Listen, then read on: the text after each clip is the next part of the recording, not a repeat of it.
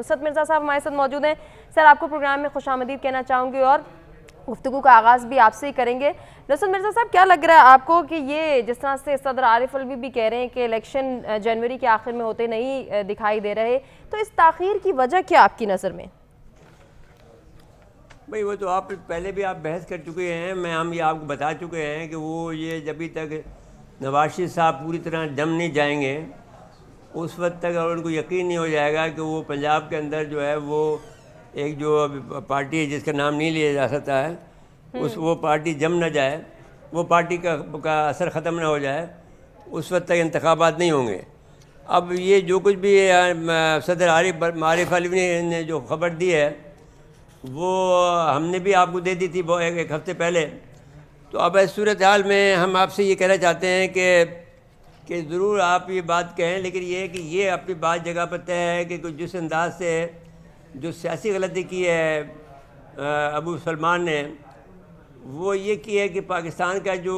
Dynamics ہیں جی ان کو وہ ابھی تک سمجھے نہیں ہیں اور ابھی تک وہ اسی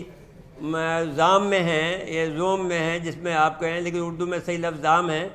تو زام میں ہے کہ وہ کہ جس طرح کے ذوالفقار علی بھٹو تھے کہ وہ آخری وقت تک یہ سمجھتے رہے کہ ان کو پھانسی نہیں ہو سکتی ہے, اسی طرح سے اسی خیال میں ہے کہ ان کے ساتھ میں کچھ نہیں ہو سکتا ہے اگرچہ ان کے اوپر آرٹیکل 6 کو لاگو کر دیا گیا ہے اس کے اوپر. تو اب صورتحال یہ ہے کہ انہوں نے یہ غلطی کی ہے کہ ان سے ٹکراؤ لے لیا ہے جو کہ پاور کے جو پاور پالیٹکس کے جو پہلے کھلاڑی ہیں دنیا کے اندر. اس وقت پاکستان میں 5 کھلاڑی مانے جاتے ہیں. پہلا کھلاڑی جو ہے وہ ہماری اسٹیبلشمنٹ ہے, دوسرا ہماری جو ہے بیوروکریسی ہے, تیسرا ہمارا جو ہے وہ جاگیردار زمیندار ہیں جو کہ ان کے ملازم ہوتے ہیں, اور تیسرا جو ہے صنعت کار ہے, چوتھا عوام, پانچویں عوام ہوتی ہے. تو اب ایسی صورتحال میں عوام کے اوپر آپ کا جو کہ انآرگنائز ہے ان کے اوپر آپ کا بھروسہ کرنا کہ وہ آپ کو جتا دیں گے یہ ممکن نہیں ہے. جو کہ آرگنائز اگر ہوتے تو اب تو ٹھیک تھا. پہلے زمانے میں یہ تھا کہ 1960 کی دہائی میں ہم لوگ جو کراچی کے لوگ تھے, اور میں اس زمانے میں 18-19 سال کا لڑکا تھا, تو ہم اسٹوڈنٹ لیڈر بنے ہوئے تھے جس میں ایسے معراج محمد خان بھی تھے, فتح یاب بھی تھے, نقوی بھی تھے. تو ہم سب لوگ یعنی مظاہرے کرتے تھے اور ہم پر گھوڑے چلا دیے جاتے تھے اور گرفتار ہو کر پھر وہ لاہور کے قلعے میں رکھے جاتے تھے اور پھر وہ ناخن نکال لیے جاتے تھے آپ کے ہاتھوں سے پیروں سے. تو صورتحال یوں ہے کہ آپ کی جو اس وقت جو اتنا بھی موجود نہیں ہے کیونکہ کراچی بھی ڈیوائیڈڈ ہے. لاہور کا جو بات تھی جب میں نے ایک زمانے میں مجید نظامی سے کہا جب یہ MQ بنی کہ صاحب یہ آپ اس کو اب چھوڑ دیں, کراچی سے امید نہیں ہے تو لاہور سے آپ اٹھائیں, تو انہوں نے مجھے کہا کہ لاہور کا معاملہ ایسا ہے کہ ہم تو کراچی کی طرف دیکھتے تھے, لاہور سے کچھ نہیں اٹھے گا. تو لاہور جو ہے وہ بیسیکلی جو سارے کے سارے وہاں کے جو دانشور ہیں, سارے کے سارے جو لکھاری ہیں آلموسٹ وہ سب کے سب جو ہیں مسلم لیگ نون کی طرف ہیں.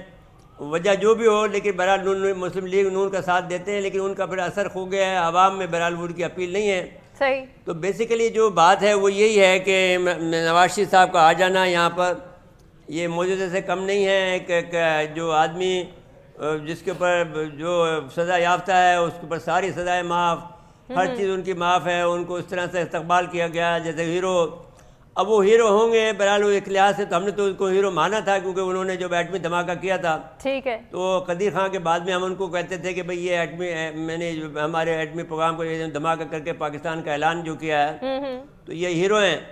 اور اس وقت ہم نے اعتراض بھی کیا تھا, وہ اس وقت گورنمنٹ میں تھے یا نواز شریف کے ساتھ تھے اور ہمیں پرویز مشرف اپنے ساتھ رکھنا چاہتے تھے, تو ہم نے کہا نہیں ہم ٹھیک ہے. مرزا صاحب نواز شریف صاحب کے حوالے سے پروگرام کے دوسرے سیشن میں ان ڈیٹیل ہم گفتگو کریں گے.